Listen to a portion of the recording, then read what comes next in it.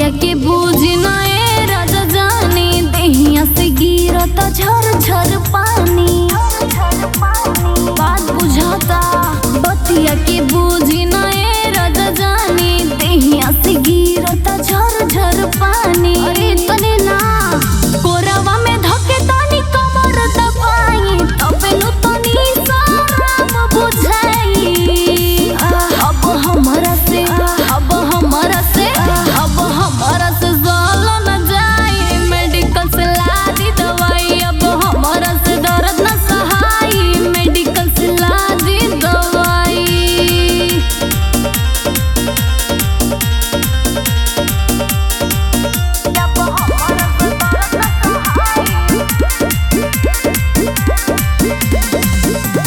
दिन भर छोड़ी हमके करेला नासा एक दिन होई तुहरा के दूरदासा।